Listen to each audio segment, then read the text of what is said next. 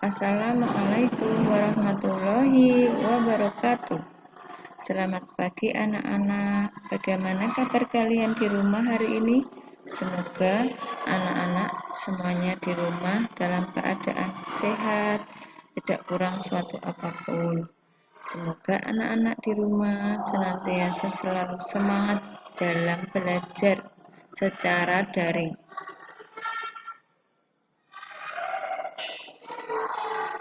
Nah, pada hari ini mari kita lanjutkan kembali pelajaran kita, yaitu bab 4 mengenai bersih itu sehat atau bersuci.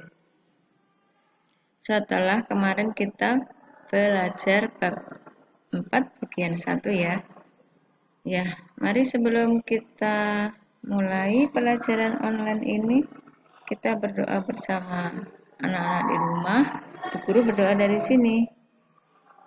Rabbi zidni ilma warzuqni fahma. Amin.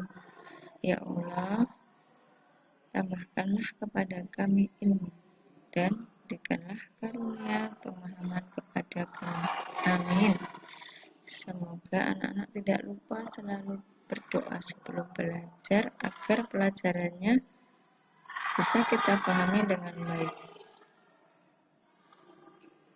Baik, pada pertemuan online sebelumnya kita sudah membahas pengertian apa itu bersuci dan alat-alat bersuci. Nah, masih ingat apa yang dimaksud dengan bersuci? Bersuci adalah menghilangkan hadas dan najis yang menempel pada badan, pakaian, ataupun tempat. Nah, bersuci itu tidak hanya berwudu saja ya. Bersuci itu bisa tayamum, bisa cuci tangan, bisa membersihkan badan atau mandi gitu ya.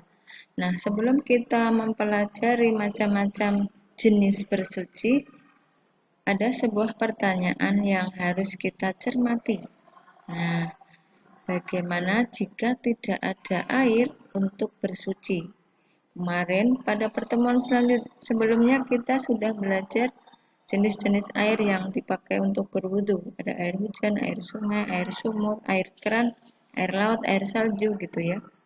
Nah, bagaimana jika kita berada di daerah yang airnya itu harus beli, atau di anak-anak sedang kemah tiba-tiba airnya benar-benar sulit, tapi kalian sudah hampir mau masuk waktu sholat berikutnya. Nah, bagaimana solusinya? Nah, bagaimana jika tidak ada air untuk bersuci? Nah, anak-anak sudah sore, tapi di tempat yang tidak ada air untuk mandi. Anak-anak sudah sore, tapi tidak ada daerah yang anak-anak tempati tidak ada air untuk membersihkan setelah kencing. Nah, bagaimana caranya? Untuk cara bersucinya bagaimana? Nah, mari kita pelajari. Nah, materinya, jika tidak ada air, maka bersuci bisa menggunakan alat bersuci selain air. Nah, itu jawabannya ya. Pertanyaannya, bagaimana jika tidak ada air untuk bersuci? Nah, jawabannya apa? Jika tidak ada air untuk bersuci, maka bersucinya bisa menggunakan selain air. Nah, apa itu? Mari kita pelajari satu persatu. Alat bersuci selain air yaitu debu untuk berwudu atau tayamum ya, khusus berwudu. Dan selanjutnya tisu, daun, kayu, batu. Nah, pada zaman dahulu, zaman teknologi belum semaju sekarang ya anak-anak. Kalau anak-anak mau buang air kecil tinggal putar kerannya, langsung kerannya menyala airnya ya. Nah, kalau zaman dahulu itu belum ada keran anak-anak, masih ada air sungai. Nah, mereka kalau sudah terlanjur pengen pipis di jalan mereka, atau terlanjur buang air besar, mereka membersihkannya dengan Bisa dengan batu atau bisa dengan tisu. Kalau di negara maju seperti Korea dan Jepang itu mereka kalau buang air kecil itu membersihkannya tidak memakai air ya. Tapi kalau kita orang Islam ya harus tetap menggunakan air jika memang kita berada di tempat yang airnya melimpah, kecuali kalau kita berada di tempat yang kesulitan air dan sudah darurat dan harus membersihkannya, ya itu kita bisa menggunakan alternatif alat bersuci seperti batu, kayu, daun maupun tisu ya. Selanjutnya yaitu macam-macam bersuci. Bersuci tidak hanya berwudu ya anak-anak, macam bersuci ada 3 yang guru contohkan di sini. Yang pertama mandi, yang kedua istinja atau buang air kecil atau buang air besar, dan berwudu. Mari kita bahas satu persatu. Macam atau jenis bersuci yang pertama yaitu mandi. Mandi yaitu membersihkan kotoran yang menempel pada badan kita. Tata cara mandi yang pertama, jangan lupa berdoa sebelum masuk kamar mandi. Jadi kita nanti ketika mandi sudah langsung membasahi ya, setelah melepas baju. Yang pertama tata cara mandi yaitu membasahi seluruh badan dengan air. Yang kedua, membersihkan anggota badan dengan sabun. Yang ketiga, membilas badan dengan air. Yang terakhir, mengeringkan badan dengan handuk. Anak-anak, silahkan kalau anak-anak mandi itu harus dikeringkan badannya dengan handuk, jangan langsung memakai baju ya.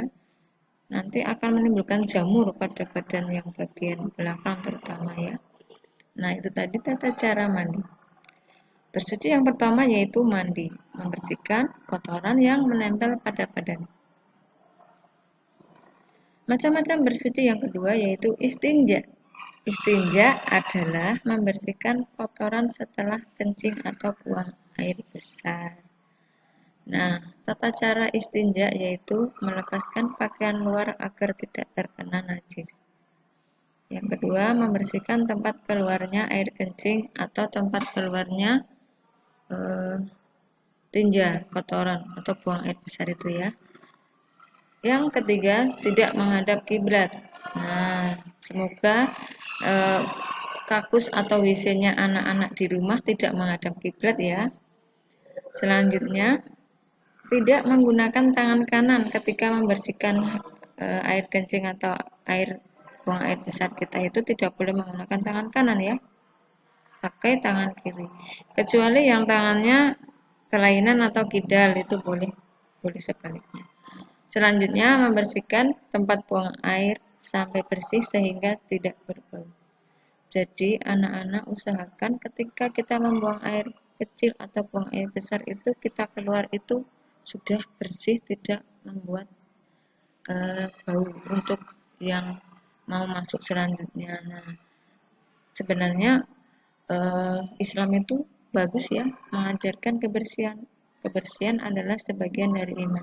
Maka dimanapun kita berada, ketika kita membuang air besar atau buang air kecil, kita harus selalu menjaga kebersihan sebelum dan setelahnya ya. Yang kedua jenis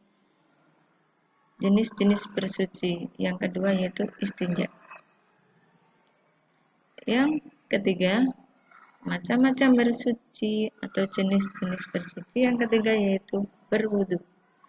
Berwudu artinya membersihkan sebagian anggota badan untuk menghilangkan hadas.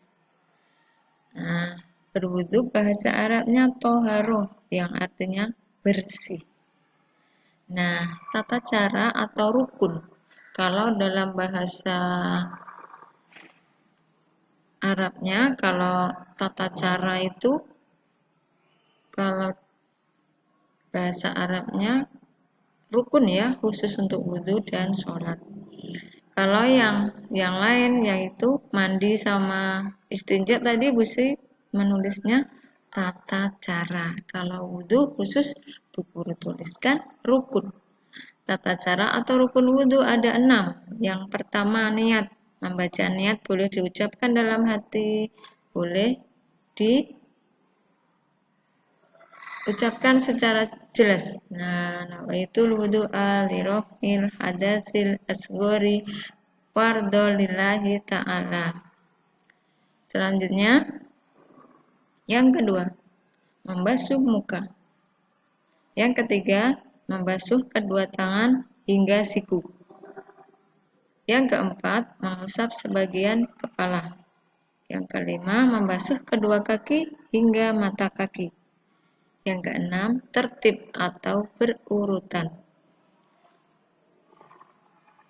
Nah, demikian tadi penjelasan tentang macam-macam bersuci. Nah, silahkan, ini ada evaluasi diri, silahkan bisa anak-anak tulis di buku tulis ya, evaluasi ini bisa di print, kemudian di checklist. Setelah itu ada latihan soal. Hari ini Bu Guru memberikan 3 latihan soal, silahkan dikerjakan di buku tulis dan dikirimkan melalui Google Classroom. Selamat mengerjakan, tetap semangat dalam belajar di rumah bersama orang tua. Mari kita akhiri dengan membaca hamdalah. Alhamdulillahirobbil alamin. Wassalamualaikum warahmatullahi wabarakatuh.